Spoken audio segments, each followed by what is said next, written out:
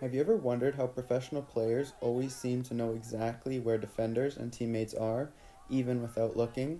The secret isn't just talent, it's something your brain does called transsaccadic memory.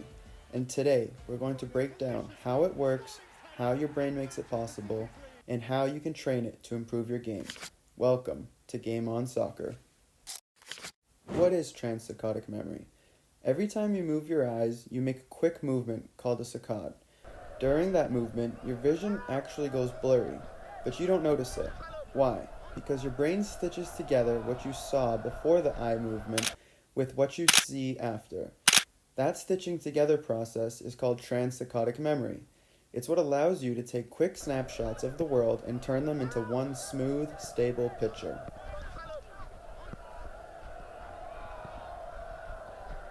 But how does it actually work inside the brain? This process isn't just handled by one part of the brain, but rather an entire network coming together. Areas associated include the frontal eye fields, the posterior parietal cortex, the occipital lobe, the hippocampus, the prefrontal cortex, and the basal ganglia and cerebellum. Let's dig into them more. The frontal eye fields controls eye movement and helps direct where to look at and when. In soccer, decides how often and where to scan the ball, opponents, and space. The posterior parietal cortex is crucial in spatial awareness and integrating what you see with body position. It holds a map of player locations and allows you to keep track of where opponents are even when you look away. The occipital lobe is processing visual input where you're looking, breaking down shapes, motion, and colors. It detects players moving into space and speed of running. The hippocampus supports memory of short-term and navigation. Storage of the mental snapshots you take. In soccer, helps you remember of a position of a player you just saw before you received the ball.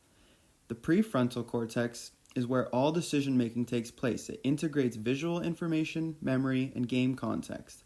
After you scan, it decides what to do: turn, pass back, or play forwards. The basal ganglia and cerebellum fine-tune motor control and reaction timing to coordinate movements. It physically acts out the play you want to create. Using what we just learned, let's take a look at this play by Garner and see how the brain activates in real time.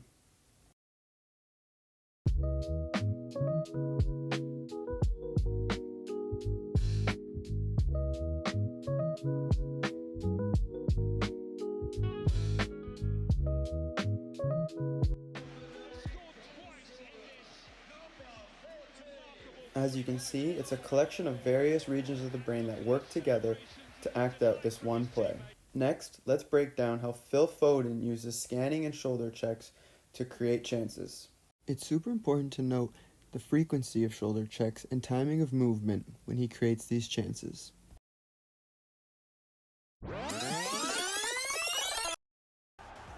We start by seeing Foden play the ball out wide here. Once he's here, we see a shoulder check over his left shoulder, and then once again over his left shoulder to see the defenders.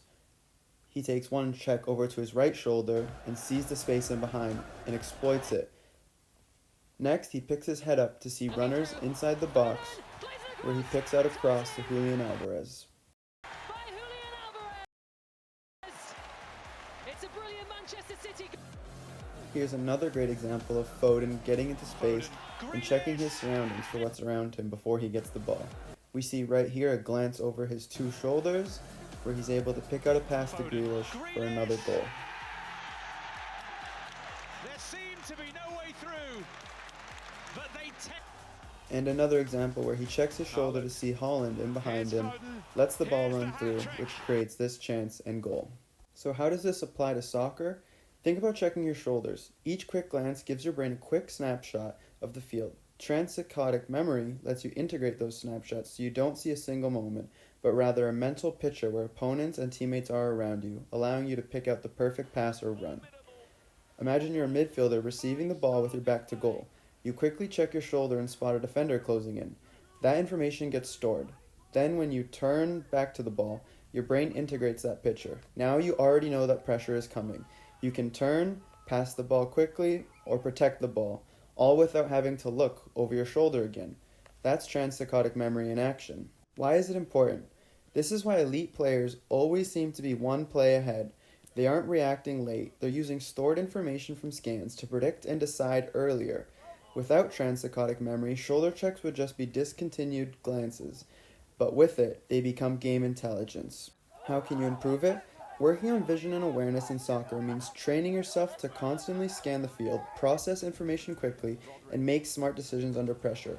A good way to develop this is by practicing scanning drills where you look over your shoulder before receiving the ball, small-sided games that force quick decisions, and exercises that challenge you to play with limited touches. Vision and awareness are so important because they give players a split-second advantage. Knowing where teammates, opponents, and space are allows you to anticipate the game instead of simply reacting. This not only helps keep possession and create attacking opportunities, but makes you more composed, adaptable, and a valuable player to your team. So next time you see a midfielder like Kevin De Bruyne constantly scanning, remember, it's not just a habit, it's brain science. Train your transsaccadic memory, and you'll play faster, smarter, and always be one step ahead. Thank you so much for watching. Be sure to like, comment, and subscribe. See you next time.